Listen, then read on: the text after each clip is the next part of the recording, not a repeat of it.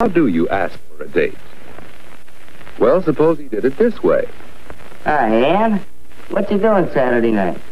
Well, I guess I'm busy. Oh, yeah? Any chance of giving him the brush off for me? Why, yes, Wade. I'll have to talk to my folks about it, but I think I can go. That'll be fun.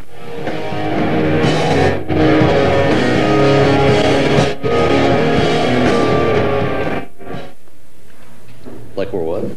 Smile awkwardly. Oh, he said smile like we're neighbors. I don't smile at my neighbors. When it comes down to the final stages, is it collaborative writing?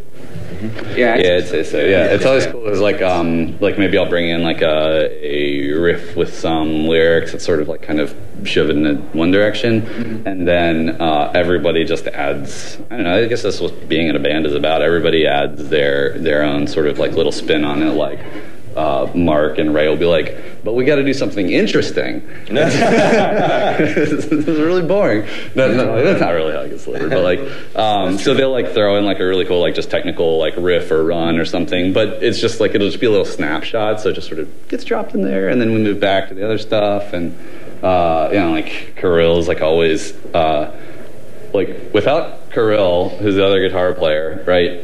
We would probably just have like really riffy sounding music, but then Kirill just like tends to add like bring this dimension of like atmosphere and like space to it that makes it really cinematic to me anyway. And then he totally rips too. So and he also rips, yeah. But like time comes, anytime we ask him to do it, it'll be like, no, that's all right. Everyone rips, but you get a few. I slowly get a few strawberry daiquiris in him, and it's just a nice slow tear. Yeah, it's a slow tear, but no, it's and it's great. Like Chris said, the best part is that we like to sit on our songs too. Okay. So once we write the song, we play it again or we listen back to it several times, and we're like, maybe some of this stuff doesn't feel right. Like, because you're gonna listen to the song how many times? You know, you're not gonna listen to it once, and so I think that's fucking terrific for us, because even though sometimes it may be time consuming, it may take a while, but I think in the end, having an 8, rather than having a 12-minute song, we have an 8-minute song because we cut out all this extra bullshit that really, I could swear. Right? Yeah, okay. There's actual bullshit. We're past that. Okay, all right. Fart fuck. I know, but like,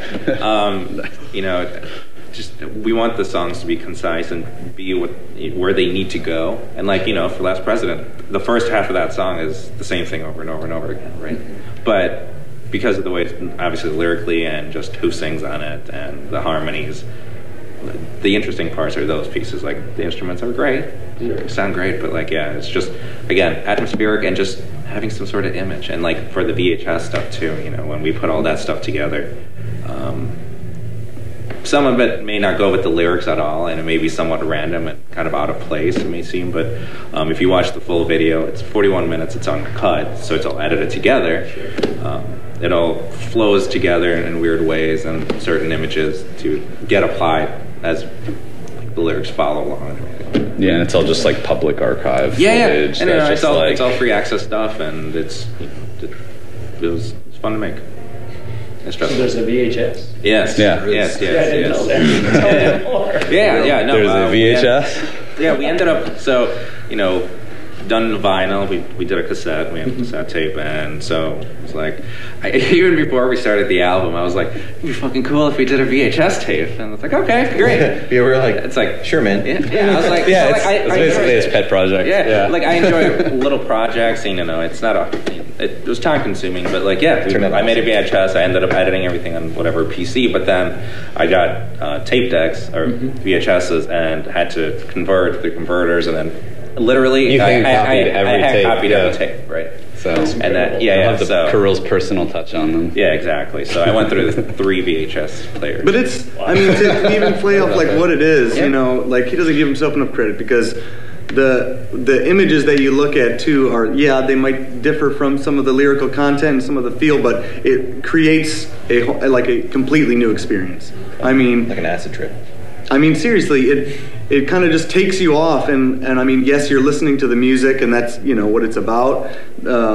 Watching something completely different, can just kind of take you out of that space of just I'm listening to a record, and it puts you into some kind of abstract artistic world It does it really well. It's hard to describe, obviously, without like, seeing it, yourself right now. But I encourage people to do it, because it's a pretty weird thing, and I don't know. It's cool. That's really cool. Yeah, it's on Prosthetics YouTube, and of course you can purchase the actual VHS tape, and it's even cooler when you put in your VHS, and it's even shittier than because like the thing is, right? It hides our mistakes really well. It's like, well, like it's funny, like the audio is obviously a little bit better, but yeah, like Ray when he watched it, you have a line through your TV, right? You said like the top half of it was messed up, but it's like, yeah, but that's what VHS players are, and like that's what you do. You put in a VHS and it looks like shit, but you're like, yeah, okay. And I mean, it again gets back to that, old analog, rootsy, ground up kind of take on like how we made the record and how we recorded and how we did everything, too. It's kind of supposed to feel like it's like on the edge of disintegrating at any point, like in whatever format. So that fits well. I'll have to check that out. That's really cool. Yeah. Yep. Back in the day, I think I wore out my copy of The Song Remains the Same. Oh yeah, man. This is nowhere near that. Not quite. We'll check it out anyway. What can we expect from your live set tonight? Oh boy, not fog. Yeah, we're not allowed to have fog here. We usually do fog, but it'll turn on the sprinklers, yeah. And we haven't incorporated that into our show yet. Yeah. But we're doing the full album front to back, maybe a couple more, depending. And really, we want to recreate what we put, what we've recorded, and in the most exact and precise way that we can, with the interludes and the dynamics and everything together. We want to create that experience again. That's what we're trying to do. So we'll see if it happens. Yeah. I mean, if you guys want to do the smoke, I can run home and get my umbrella. There are other challenges here too, and also insurance too. Yeah. Find an insurance company that'll cover all. So just do all that. Yeah, and we'll be good. We'll get the smoke going. It'll be like I really just have one umbrella. It'll be like Prince in the Super Bowl. Oh yeah, that's right. What can you do to make this better experience? Make it rain harder. Nice. I watched that recently. Yeah, I watched this. So good. What's next for you guys? You start of a tour. What else? Yeah, more vinyl. More what? More vinyl. Laser disc. Yeah, laser. No, we're not. Yeah, we're just trying to parse through all the formats that nobody cares about anymore. So like 8 tracks. How do you thought of that? We got it. 8 tracks I looked into. No one even sells blanks for me to copy somehow. So that is legitimately that's out of the question. People kept joking with that. It's like it's at this point it's becoming like play Freebird. It's the same kind of joke, but it's awesome. Yeah. But in all seriousness, I mean we've already been writing. Yeah.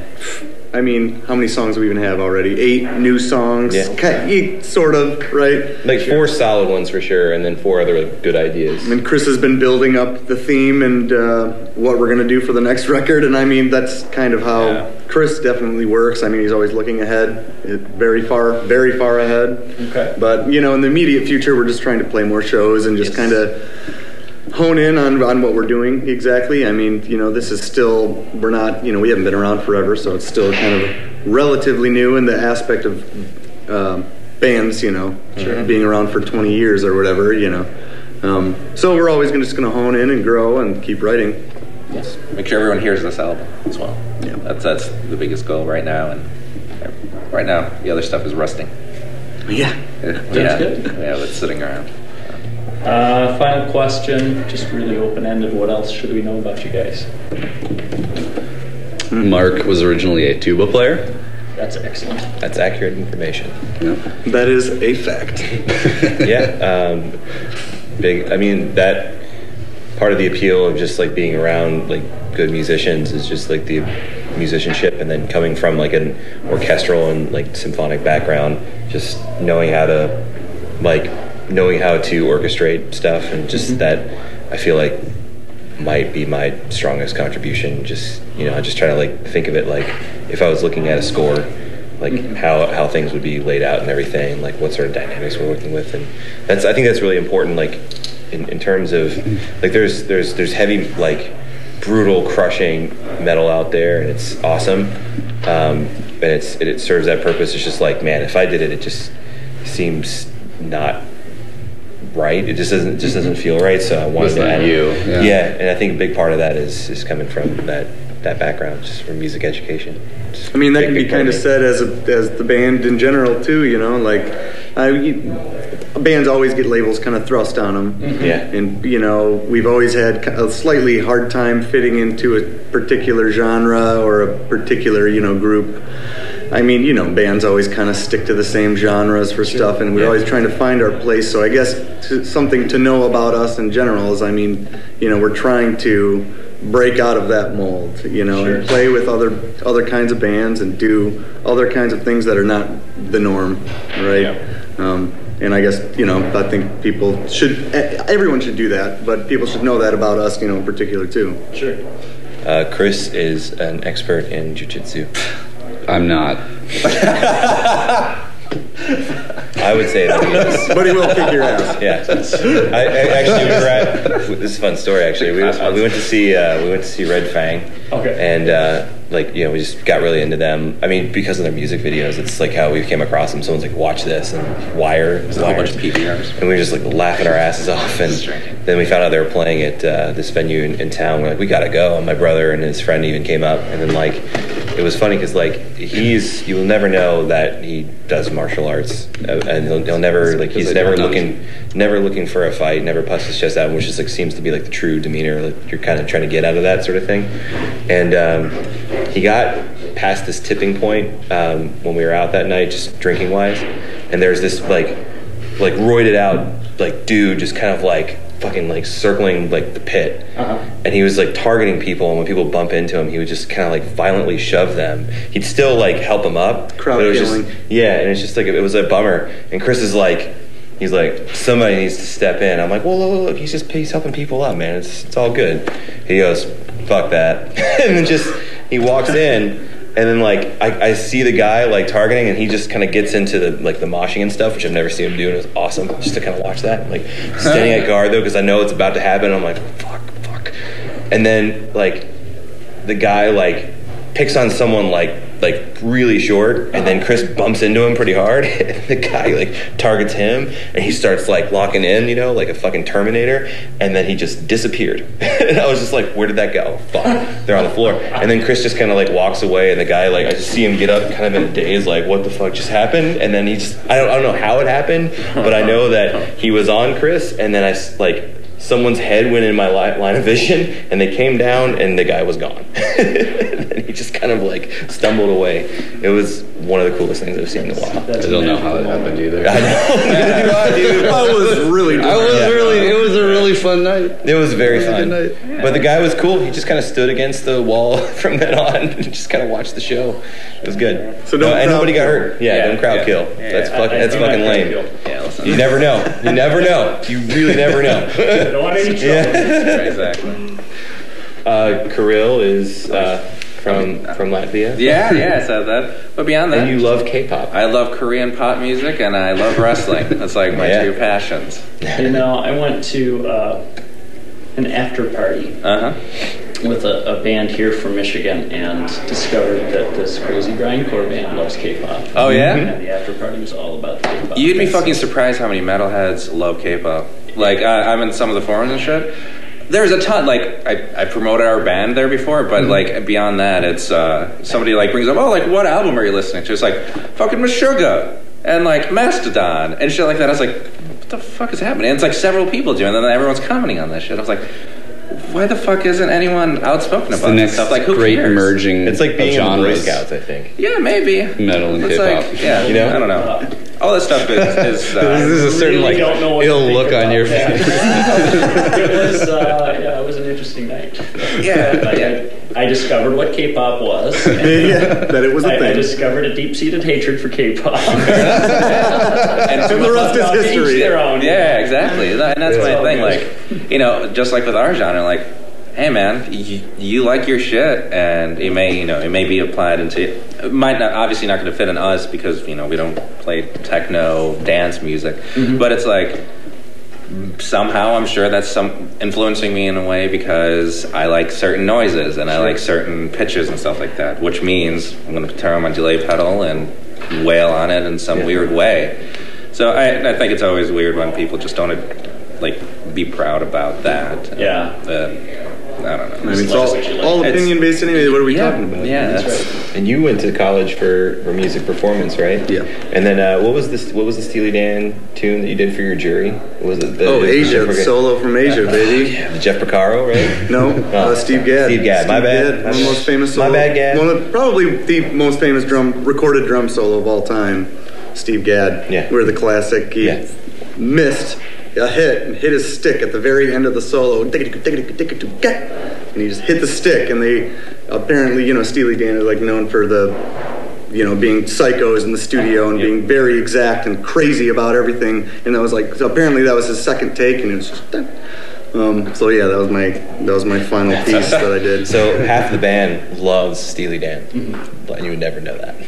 Guess what, Chef? I mean, if you're a musician and you don't like Steely Dan, you're out of your fucking mind. Yeah. I'm serious. The best fucking place. Yeah, right, exactly. If you don't like Steely Dan, but you do like K-pop, fuck. get the fuck out. I don't not like it. Yeah. Can you just zoom in with the camera so that just Girls crying. Crop it, right? Yeah, crop them out. Yeah, there we go. Should we all go around and share our guilty musical pleasures? I'm not guilty of that. Well, that's kind of the point, though, right? What is a guilty musical pleasure? Yeah, sure. I don't feel guilt whatsoever. There are. I mean, this is like a trust ball. Yeah. I mean, so I like Miley Cyrus. Okay. All right. Well, fuck this interview. Maybe we're deleting this whole thing now. But, I'm just kidding. Are you guys ready for this? Yeah, right. Okay. They're on the road with us for the next 7 days. They're about to find out that I actually love Sarah McLachlan. Can we hold? We need to hold hands after You're gonna remember him. That's right. Wait, how did that go again? I'm Canadian, so I think Oh. I love Sarah McLachlan. I think so. Yeah, That's a requirement. Yeah. Raising I have a small child, and part of that is you gotta listen to this. Oh, this kid's singer, the kids really latch on to him at this age and stuff, and everyone's like, oh, you gotta listen to Raffi. And I ended up listening to Raffi because I was playing for my kid, and just fucking love that guy. I love everything he's about. I love his voice. I love his dedication to philanthropy and stuff, and it's fucking cool, and I don't feel guilty at all about that. That's fantastic. Yeah. I do have to say, I had the opposite reaction to Hours and Hours of Raffi. It was really just put him to sleep. I'm done with Raffi. But man, that song, Thanks a Lot, dude. So sweet. I cry every time. I may have a tissue. Yeah. Do you need a tissue? I fucking need one, man. When we talk about it, my guilty pleasures. Yeah, sure. I mean, to tell you the truth, I don't feel guilty about anything I really listen to. I listen to a lot of punk. I listen to a lot of metal, some funk, a little bit of jazz. I mean, I'm all over the spectrum. Yeah, sure. I went through some slight emo phases Thursday back in the day. I guess some people would say that they're guilty about that, but I think fucking Thursday's sick. Yeah. Coming back? We're on time in full class. Yeah. Fuck yeah, man. This guy's real. Yeah, nothing fucking wrong with that. I will say this just a little bit. I did put on Church by Lyle Lovett on the way here, and I'm singing along. I'm you right, guys? And it's this pseudo gospel thing, and they're just kind of and I turned it off. I'm too churchy, and they're yeah, and I was cool. And then I put on Skeleton Witch right away. Cleanse. So I guess that might be it. They made me feel guilty at that moment. I'm sorry. Yeah, you should be. It fucking rips. We already know about yours. I'm good. K-pop. You guys want to talk about wrestling? Yeah. No. Why do you guys let him talk? Damn, Damn! First the band and now you? Shit. Traitors in every corner. Yeah, man. I'm leaving. It's just going to be riffs with them. Yeah. Good luck. Enjoy. Back to the theme, man. He found out you were an immigrant, and he's just yeah, we're going to zoom in on you. Oh, God. Yeah. We stick together. That's right. Fuck. Yeah, we're shitty to each other. I feel there's some commentary that's how it works. That's right. Yeah. Good. So. All right, guys. Well, thanks very much. Yeah, thank you. Thank you very much. We really appreciate it. Thank you. You good? Yeah. Excellent. Thank you. you. Hey, thanks a lot, man. Yeah, it was.